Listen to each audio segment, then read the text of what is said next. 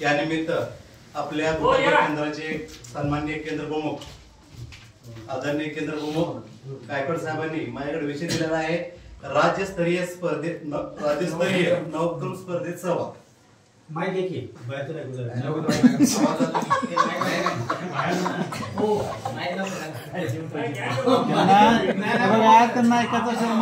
आवाज कमी आपला सुभाष नारळ फोडलो नाही बाहेर मध्ये आवाज येतो का सांगणार बेंगलोर मध्ये किती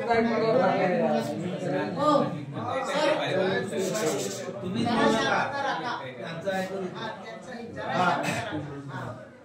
माझा विषय आहे राज्यस्तरीय नवक्रम स्पर्धेत सहभाग. असं म्हटलं जातं की विजयाला म्हणतात पराक्रम, नित्य दररोज घडणाऱ्या घटनांना म्हणतात नित्यक्रम, अंतर्विधीच्या क्रियेला म्हणतात क्रियाक्रम, तसा गुणवत्ता वाढीसाठी घेतला जातो त्याला म्हणतात उपक्रम. आणि उपक्रम म्हणजे काय तर उपक्रम म्हणजे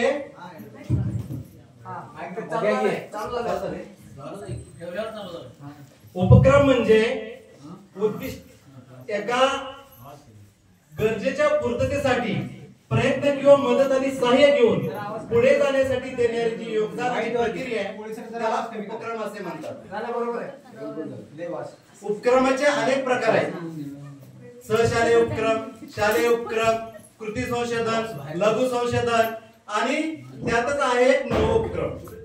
मग नवोपक्रम म्हणजे काय तर नवोपक्रम म्हणजे एखाद्या समस्येच्या मुळाशी जाऊन ती समस्येचं निराकरण करणे.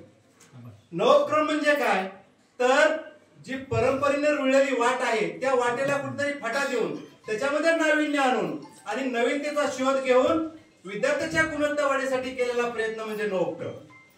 मग ही नवोपक्रम महाराष्ट्र राज्य शैक्षणिक संशोधन परिषद प्रशिक्षण परिषद यांच्या मार्फत राज्यस्तरीय ऑनलाईन नवक्रम स्पर्धेत सहभागी होण्यासाठी आपल्याला अर्ज करायचे आहे.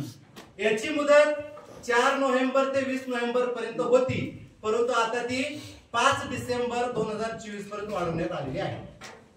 बघा, प्रत्येक शिक्षकाच्या मनामध्ये काहीतरी नवीन नवीन विचार येत असतात आणि ते विद्यार्थ्याच्या गुणवत्ता वाढीसाठी आपण प्रयत्न करत असताना त्या कल्पनांना त्या विचारांना मूर्त रूप देण्यासाठी आपल्याला नवोपक्रम ही एक संधी आहे. आणि नवोपक्रमाच्या माध्यमातून आपण काय करतोय की त्या मुलांना एक व्यासपीठ निर्माण करून देतोय, संधी निर्माण करून देतोय आणि त्याच्यातून विद्यार्थ्यांचा सर्वांगीण विकास घडला पाहिजे यासाठी प्रयत्न करायचा आहे. मग हे नवोपक्रम स्पर्धेमध्ये सहभाग होण्याचे निकष काय तर त्यासाठी आपल्याला करायचा एक अहवालाचा पहिला पॉइंट आहे नवोपक्रमाचे शीर्षक हे स्पष्ट शब्दात आणि अतिशय अर्थपूर्ण अशा भाषेमध्ये शीर्षक असलं पाहिजे.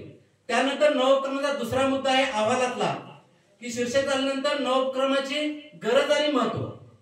मग याची गरज काय तर एखादी समस्या आपल्या शाळेमध्ये आढळल्यानंतर त्या समस्येच्या मुळाशी जाऊन ती समस्या निराकरण करण्यासाठी आपल्याला कोणत्या प्रकारची गरज आहे, काय उपाययोजना कराव्या लागतील आणि त्याचं महत्व काय हे आपण त्या गरजेच्या ह्याच्यामध्ये नमूद करायचं आहे की आपल्याला काय हा नवोपक्रम करायचा आहे. तिसरा पॉइंट आहे उद्दिष्टे, नवोपक्रमाची उद्दिष्टे.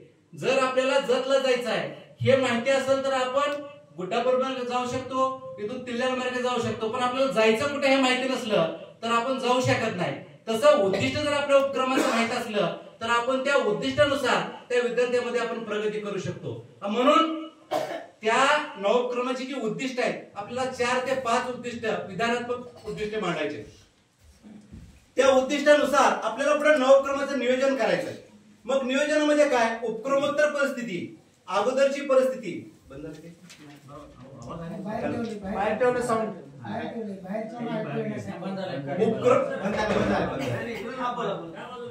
उपक्रमोत्तर परिस्थिती, कृतींचा क्रम, त्यानंतर आवश्यक अशा कारवाईचे टप्पे आणि ह्याच्या संदर्भात उपक्रमासंदर्भात लागणाऱ्या तज्ञ व्यक्तीची चर्चा, मुद्देशीर चर्चा, तज्ञांशी सहभाग किंवा त्या उपक्रमामध्ये जे सहभाग करणार आहे अशा व्यक्तींशी चर्चा, त्याचबरोबर उपक्रमाला लागणारी साधनं आहेत त्या साधनांचं नियोजन आपल्याला या ठिकाणी या नवक्रमाच्या नियोजनामध्ये करायचं. नियोजन केल्यानंतर येतो पुढचा टप्पा म्हणजे नवोपक्रमाची कार्यपद्धती. नवोपक्रमाची कार्यपद्धती कशी आहे तर नवोपक्रमाची कार्यपद्धती करत असताना त्याच्यामध्ये उपक्रमाच्या अगोदर जे नोंदी घेतल्या जातात त्या नोंदी करायच्या आहेत, उपक्रम चालू असताना त्या नोंदी करायच्या आहेत, त्याच्यामध्ये आलेले अडथळे, त्याचबरोबर संपूर्ण माहिती संकलन केल्यानंतर त्याचं विश्लेषण करायचं आहे, त्याचे तक्ते बनवायचे आहेत, आलेख बनवायचे आहेत आणि अशा प्रकारे नवोपक्रमाच्या अहवालामध्ये प्रत्यक्ष कारवाईचा टप्पा राबवायचा आहे.